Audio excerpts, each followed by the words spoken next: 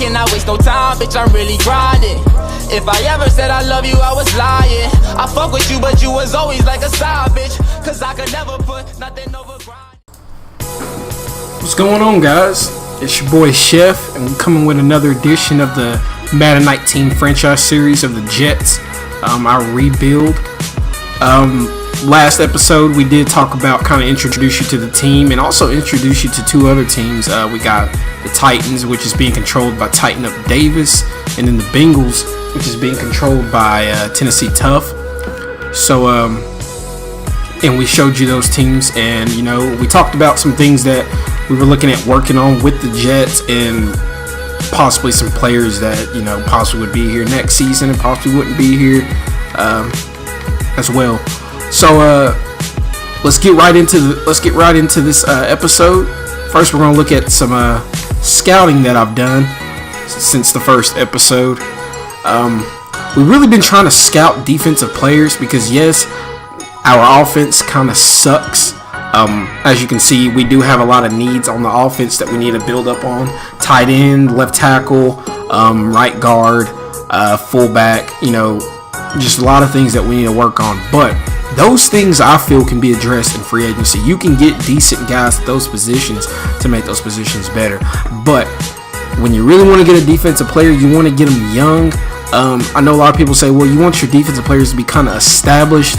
Yeah, that is true, but we're in a rebuild, so we don't need established guys. We need to get a gem, a diamond, somebody that can come in that's young and can grow with the team and really produce for us. So, you know, Tighten Up Davis did, he created the draft class for us to kind of portray this next year's draft class that'll be coming out in real life. So we got Nick Bosa and Oliver. You know, you can see some of the top guys in college today, and we've just really been scouting them. Another guy that we're looking at that he did do. We try to do something kind of unique. We created three guys. One's Dante Booth Jr. So that's a guy that I'm looking at. He's a receiver, 6'5". You know, we're going to try to draft him. We're looking at him, but mainly we're going to try to get some defensive players. So these are some of the guys that we've been looking at: Nick Bosa, Ed Oliver, Justin Herbert, Jonah Williams. Something I've noticed about the franchise is when you do create guys, or you create a draft class or download it, whatever you do, it does put undrafted. We're not paying attention to it. I'm not paying attention to it. I'm looking at the top skills. So right now, Nick Bosa is the top guy in the draft. He's a run stopper, something that we don't really necessarily need but could use. But I really want to look at Ed Oliver because he is a speed rusher, and that's what I want. I need somebody that can get to that quarterback because that's what we've been having trouble with, is getting to the quarterback this year because they've been getting a lot of throws on us that they shouldn't get. And then, you know, we need a left tackle. You know, there's a lot of good left tackles. We need one that's agile. He fits our scheme.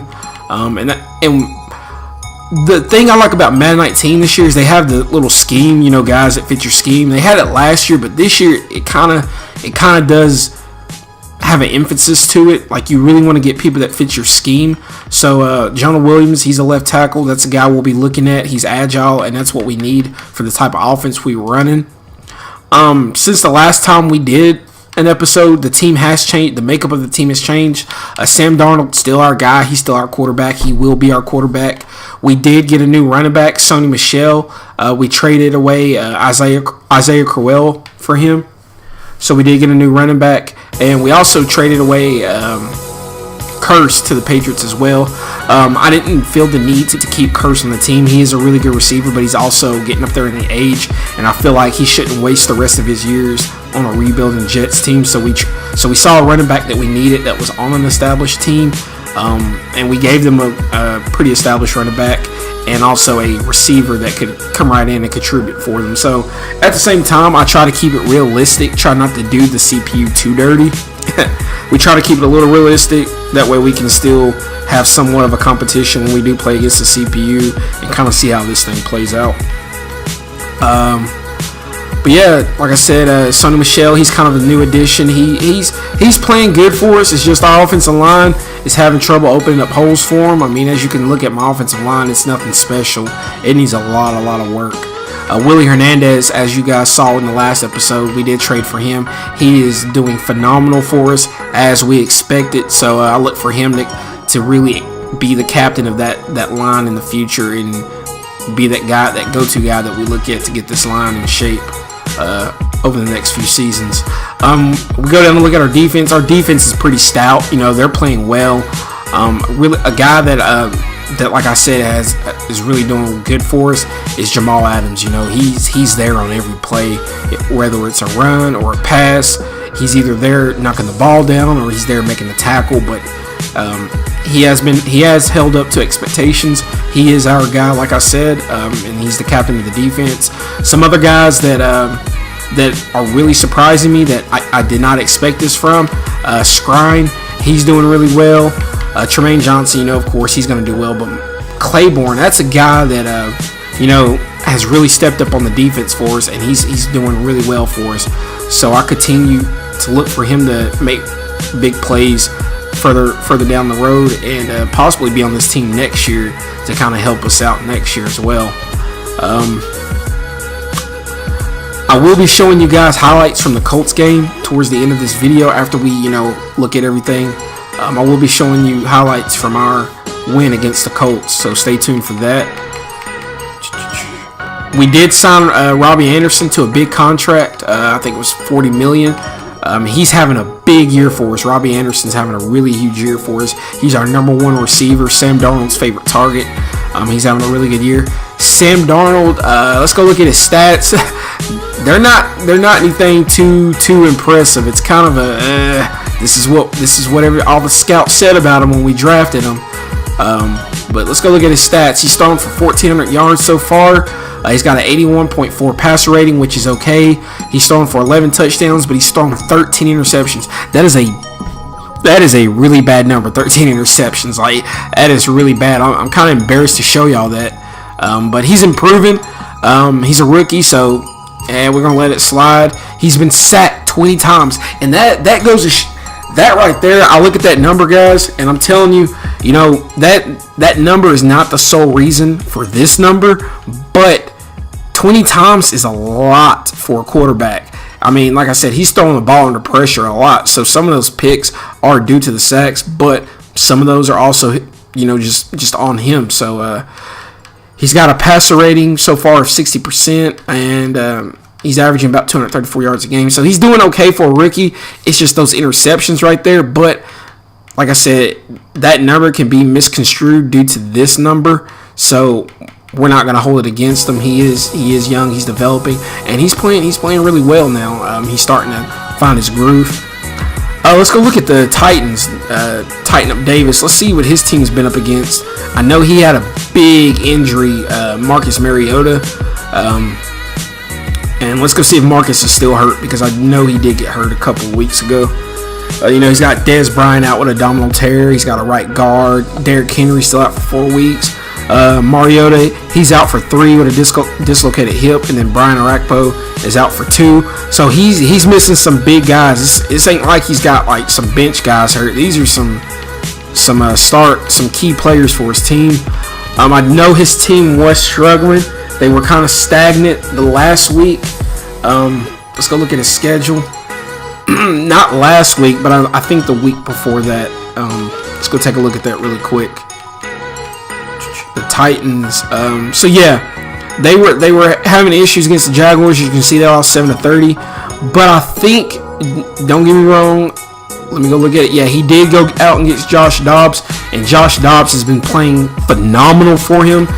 They won 27-17. They beat the Bills 21-13, and then they beat the Ravens 31-27. So, you know, Dobbs is playing phenomenal. In the Eagles game, he had 187 passing yards, 3 touchdowns, 2 interceptions. And then in the Bills game, let's go look at the Bills game. He had 162 passing yards, 2 touchdowns, 1 interception. And then you go look at the Ravens game, and it was a tight game, of course, 31-27. But he threw for 387 yards and had 1 touchdown. So Dobbs is playing really well, and I'm interested. I am really interested to see what happens when Marcus comes back from injury, because now you got Dobbs a guy that, was fighting for a roster spot on the Steelers, now is on the Titans, and he's led them to 3 straight wins. One of them being really close, and one kind of being, I wouldn't say a blowout, but they really single-handedly won that game. So now I'm interested to see, does he keep Dobbs in because they're rolling? Does he let Dobbs continue to play when Marcus comes back, or does he put Marcus back in with Marcus coming off an injury? He might be a little rusty. I'm curious. I'm excited to see that, and I want you guys to comment in the comments below and let me know what y'all think he should do. Should he keep Dobbs in when Marcus comes back, or should Marcus just come back into that starter position? So that's something really interesting to see, and that we'll be paying close attention over the next few episodes. And let's go look at the Bengals. Let's go see what they're doing. I know Tennessee Tough is having a hell of a year with the Bengals, and that right there was not expected. I didn't think he would have a good year this year, to be honest. I thought this year would be like a growing pain kind of year, and then next year he would come out swinging and really contending for playoffs. But they're having a hell of a year. I don't know. I always do that. I always go to the Bears. And you look at his roster makeup. It's not really anything exceptional. He did have Andy Dalton. I think he traded for Brett Hundley, so that's a guy that I'm guessing he's wanting to develop. He's got Giovanni Bernard still as wide receivers. He still has AJ Green. He still has a good receiving core. So we're not going to look at his whole team right now. We'll show you that probably in a later episode if anything changes. But so far, his team seems to be playing well. Let's go look at the standings for his team and my team as well. When you look at the AFC, the Titans, they're number 3 in the AFC, so Titan Davis is having a really good season. They're 5-1, and like I said, that one loss came when they lost to the Jaguars, and I'm pretty sure that was before they got Dobbs. Dobbs was after that, and they're on a roll. The Bengals are number 5. They're number 5. They're 5-1, so they're doing well. They're doing good. And then when you have us Jets, we're 4-2.